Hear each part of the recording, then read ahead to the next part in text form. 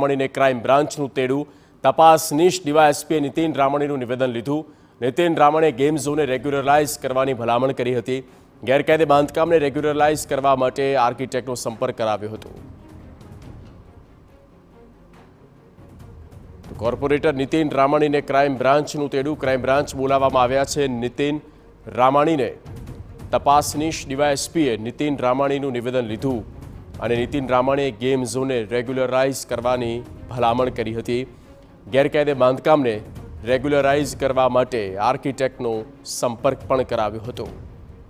નીતિન રામાણી જેની મુશ્કેલી વધી શકે છે, ડીવાયએસપીએ તેમનું નિવેદન લીધું છે અને હવે ક્રાઇમ બ્રાન્ચ તેમને બોલાવવામાં આવ્યા છે.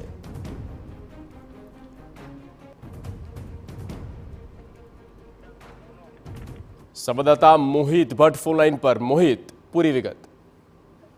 જગદીશ, જે રીતે ટીઆરપી ગેમ ઝોનનો અગ્નિકાંડ સામે આવ્યો તેમાં અધિકારીઓની ધરપકડ થઈ છે. તેની સાથે સાથે ગઈકાલે જે ભાજપના વોર્ડ નંબર 13ના કોર્પોરેટર નીતિન રામાણી છે તેમનું એક નિવેદન સામે આવ્યું હતું અને તેમાં તેમને સ્પષ્ટપણે વાત કરી હતી કે તેમના દ્વારા આ જે ટીઆરપી ગેમ ઝોનનું ગેરકાયદેસર બાંધકામ છે તેને કાયદેસર કરવા માટે આર્કિટેક્ટનો સંપર્ક છે તે કરવામાં આવ્યો હતો.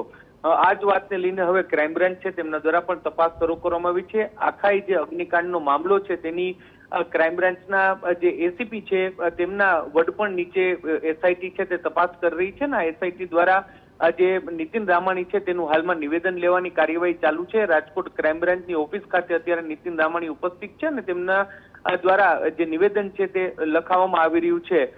કયા અધિકારીઓની સંડોવણી હતી જે કોર્પોરેટરનું જે નિવેદન સામે આવ્યું છે ને એક આક્ષેપ એવો પણ થયો છે કે જે ગેરકાયદેસર બાંધકામ છે તેને ન તોડવા માટે 1.5 લાખ રૂપિયા લેવામાં આવ્યા હોવાની પણ વાત સામે આવી છે. ત્યારે આ વાતમાં કેટલી તથ્યતા છે તે અંગે પણ ક્રાઇમ બ્રાન્ચ છે તે તપાસ કરી રહી છે.